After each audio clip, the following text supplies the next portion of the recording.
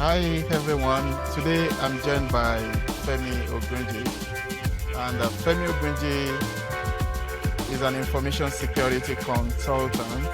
He's an educator. He's also the host of the Cybersec Migrant podcast and also runs a YouTube channel. With over 15 years of experience in technology and cybersecurity, Femi has helped organizations strengthen their digital resilience and guided countless professionals in finding their path in the cyber world.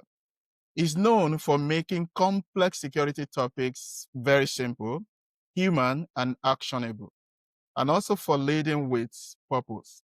Femi, it's great to have you here as part of the Pathfinders Network Cyber Awareness Conversation series. Thank you very much, Rafa, for And having me. Good morning, afternoon. Hello, everyone. Thank you for having me on today. It's a pleasure to be here, and I'm very excited to do this as well. you are welcome. Okay, This should so be a at the fun one. Pathfinders Network, our DNA is built on advocacy, leadership, mentorship, and capacity development. And we believe in human-centric cybersecurity because resilience starts with people and not with technology. This time we are looking into cybersecurity is personal, building everyday resilience through awareness and habit. Femi, I know you've spent years helping people see cybersecurity not as a job, but as a shared responsibility, something we all live every day. Maybe we should start with that. Why do you think everyone should care about cybersecurity? What makes it a life skill in today's world? That's a great question. And I will start with an analogy. So when we want somebody to drive, we don't just give them the keys of the car and say, go and start driving. We send them to a driving school, get them to learn everything about driving, parking, reverse, parallel parking, traffic, all of that. Then they do a road test. And then once we know that they are comfortable and competent, we then give them the keys of a car and say, you can go ahead and drive. And I think cybersecurity should be treated the same way. We should teach people cybersecurity skills before we even get them on the internet.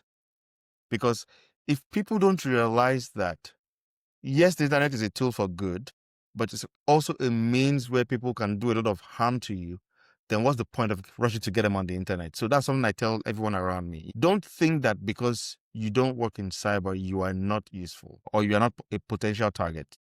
Particularly, I was having a conversation with someone a couple of days ago talking about passwords. They were like, oh, what do I have? What do they want to get from me? I'm like, well, they can steal your social media credentials and you use the same credentials to log into your banking account, and they can get to your banking account and clean you out. And the scammers and the threat actors don't care that you have only 1,000 or 100,000 in your account. They will clean you out. So it's very important that just because of the world we live in today, there's so many things around, AI as a threat.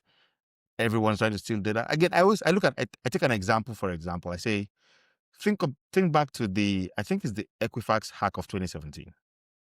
The data that was stolen in that hack has not surfaced anywhere on the dark web. So they stole usernames and credentials, so potential username and password credentials. Now, Equifax has everybody's credit file, so there's a lot of PII in those data that was stolen. Why haven't they put that on the dark web yet? Maybe they're waiting for quantum computing so that they can decrypt it, and then they can create fake profiles for you. So there's an advert I was seeing on TV the other day, and again, a lot of these things are things that happen in our everyday lives. Because an advert on TV was like, oh, we steal your identity, then we create a fake profile in your name and collect loans everywhere, and then they chase you for that loan. So again, I don't have anything, but somebody's going to steal your identity, use that to collect loans from a bank, and then you're on the hook for it. So there's so many ways that the bad guys are using technology for nefarious purposes that we have to be cyber aware at all times. There's no, I don't have any money, or I don't work in a bank, or I don't work for a tech company, so nobody needs anything from me. There's a lot we stand to lose even just by being on the internet. So it's very important to have proper internet hygiene to stay safe and protect yourself from all of these threats that are out there. Thank you so much for, you were talking about identity theft, which is something that everybody should think about, not even talking about cyberbullying, not talking about the financial risk that, they Hmm. can just have access to your account, your banking information, and just empty the account. That is why it is very important for everyone, not just those of us that are working in cyber, to have at least cyber security skills. You've been pretty much open about your journey in cyber security. And I want to kind of ask, was there ever a close call or a moment online that reminded you how easy it is for everyone to sleep, even the professionals? In the construction world, they call something like that a near miss. That, oh, Yes. I could have fallen, it could have resulted into a fatal situation. But do you think if there is anything very close to that? There are a few I can think of. First, as a Nigerian originally, we are naturally skeptical of everything. So that has helped anyway. But I remember a few years ago, a close family friend who was staying in my house at the time. I think they just moved to Canada at the time. So they were fresh in Canada, you know, trying to find a job as usual. You know the way it is when you first come, you're trying to find a job, you're trying to find your feet, you're trying to get things rolling as quickly as possible. And I think she got a call. I was working from home that day, so that's why I was hearing part of the conversation. So I had she was on the phone, she was having that conversation. They kept on asking questions, and the next thing she was like, "Oh, okay, let me get my wallet so I can give you my details." And I told her, I said, "Hold on for a second. What are they asking you for? They're asking for SIN number. They're asking for this. That's what I'm like. And you want to provide that information? Why? Why didn't you ask me if this is standard practice? Because again." Banks don't ask you for your SIN over the phone. Mm-hmm. Nobody should be asking you for your SIN over the phone. But here she was, it was supposed to be for a job offer, and then here she was giving them her home address and I have to give them her SIN. She has given them her full name already. And I was like, if you give them all of that information, what do you think is going to happen with it? They have your SIN, they have your phone number, they have your home address, they have your full name. They just create an identity for you and they can impersonate you. So I think she then realized and then she ended the call immediately. And she was very happy. That was a very good near miss. So, but again, I just said it's something that people tend to, because again, the bad guys play a lot on emotional tactics. They look at it that this person is, so they probably figured out that one, that's a newly issued phone number because she was due to Canada. So they were like, oh, she probably doesn't know anything. She's desperate for a job. I can try all of these tactics and see what happens. So she almost fell victim that day, but thankfully I was able to stop that and help that. And it's stuck in my mind. And that's something I teach. Again, I tell all my family members, all my friends. Don't be in a hurry. Don't be anxious to always provide the answer to everything anyone asks you immediately. Stop and think for a minute and ask yourself, does this make sense? Because most of the time, it doesn't make sense, but because of the sense of urgency they put in there, they make it want to make sense, but it doesn't. So stop and think, and then you'll be able to actually stop yourself from that near miss if you're able to pay that attention to it, because it's so important, I think. And I couldn't agree less with you because I was also telling somebody yesterday that our ability to take a moment from the pressure that is being put on us, on people to reveal information. I think our ability to take a pause.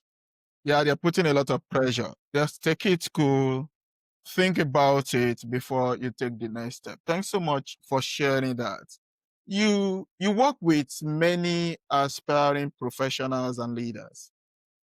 And this one, I know this one will hit home. How do you show others that security, cyber security, information security, resilience starts with them? How do you tell them that, hey, Femi, security starts with you? How exactly, is there something that you do, not just in words, but maybe if there is any example you're able to share? There's an example that I saw, I want to say it was maybe 4 years ago, and that example stuck with me. I was in a meeting with a few of my colleagues and some of our really senior colleagues, so up to the VP level, were all there. And it was when we were beginning to implement some sort of zero trust thing, so multi-factor authentication. We did have multi-factor authentication, but we're going to move away from software-based MFA to using a FIDO2 token, so a YubiKey specifically. And my VP was like, oh, we're going to have to do this, we're going to have to do that. And everybody must do it. And the next thing he did was he had a wristband on. He took off the wristband and showed us his YubiKey card. This is my YubiKey. I am not going to do anything without that, and then he put it back in there and he had it with him. So that was very interesting to me because I know that, I know many, and this is something that many large enterprises do. Especially when you get to a senior role, so you're a director, you're a VP, you're a SVP, or whatever it is, they have an EA who has access to all their information. They have a mailbox that the EA has access to so that they can respond to that. But he was like, no, I'm going to make sure that I have control over that. And I have my YubiKey to be able to access that. So I think that example of leadership by example for him, it wasn't like, oh, all of you must have YubiKeys, but it's only for you minions. Us up here, we don't need it. But his was like, no, even I myself, I'm going to have to get my YubiKey and use that. And that struck me and said, if my VP can say it's important for him to do this, then why do I think it's not important for me to do it? So I think that's the biggest thing. And I think it's the same thing with raising kids. For those of us who have kids, you see your kids and you tell your kids, don't do something. Yes, but most of the time you find that your kids do what you do, and what you don't do is what they don't do. So if you're telling your kids don't do something, but you're doing that, you're actually not helping them because, again, your kids are going to model the behavior you show them. Leadership isn't just by saying, oh, I'm the boss, I'm going to tell you what to do. It's about how do you show people that this is what you should do. So for my family friends, for example, I tell them, I have multi-factor authentication on everything. I've got more than one authenticator that I use. I've got a physical YubiKey that I use as well. They know if you ask me for something, even everything, I have a password manager that has a 2FA to get into my password manager as well. So, and I don't reuse passwords. So they ask me, what's your password for this? I'm like, I don't know. I have to go check my password manager. So again, I model that behavior and I tell everyone around me, I say, hey, this is what I do because of this reason. So you should do the same thing too. So I think that's what's important. If we want people to learn, we have to be the example to show them that this is what we are doing and this is how I do it. So if I can do it, I'm not just telling you, do as I say, but I'm doing do as I do. And I think that's the biggest way to pass any message across. Yeah, I agree. I agree with you. Lead by example, lead from the front, show them how it is done. And one other thing you mentioned is culture. You mentioned culture. You cited the example of your VP who was actually walking the talk and showing people. I think culture matters in whatever we do. As much as we also want to lead by example, we want to build that culture of resilience, that culture of security first, which is important. We all face the moments where convenience may tempt us to skip some security steps. I know you're a detailed guy. You have MFA, you have password managers, you don't reuse your password. But there are moments where we may have to choose convenience over security. Have you ever had to slow down? In all of this, your attention to detail and your Mr. Zero Trust, right? I've never had to slow down and say, oh, no, I have to protect this trust. Has there been a time like that? Several examples. I think I still remember a couple I'm going to share. So a couple of days ago, I was trying to get into one of my online accounts. It's one of my financial accounts. I won't say which one it was. So very important. Money is involved. And I was trying to get in and I couldn't log in. And I tried my password. It didn't work. So I tried to change my password and I still couldn't log in again. So I tried to log in. I changed my password because, again, I had to generate a new password, get in. It still wasn't working. So I was like, maybe it's the platform. So I didn't try to get in any further. I just left it and went to sleep. And then the following day in the afternoon, I tried and was able to get in. So I think their platform had some issues, so no worries. The other one, which is the one that's more relevant, is one that happened a couple of weeks ago. I was on my phone and I got a notification, verify your identity to continue your login. And I was like, I'm sitting here watching something. I am not trying to log into anything. So I looked at it, I was like, no, it's not me. And immediately I went in and changed the password for that service. Like generated a new password, changed the password. So what's the point I'm getting there? Many times it's easy for us to like, oh, I'm doing something. I don't want to get distracted. I don't want to get disturbed. I'm trying to get in. There's an example I actually have, not happened to me directly, but from a colleague of mine. So they were supposed to send some sensitive data to someone. We don't send such data by email. We need the data. Can't you just email it to us? And he was like, no, I'm not going to send it to you by email. I will create a secure link and send that secure link to you.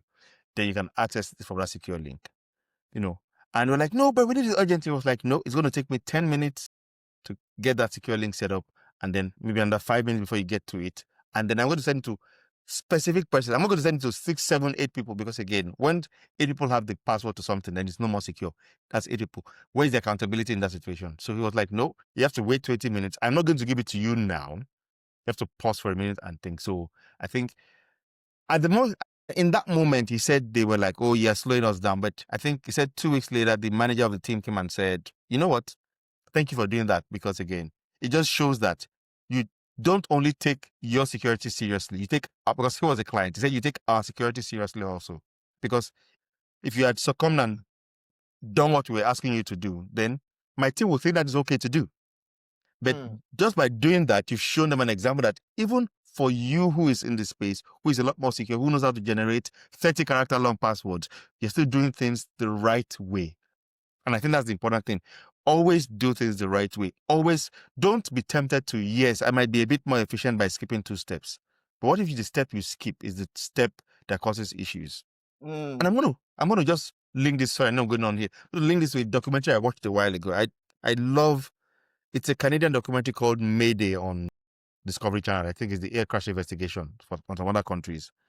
There was a particular episode where a pilot and co-pilot. The episode's about a plane that took off, and then it got to the destination on autopilot, was circling around for hours, didn't land, and eventually crashed.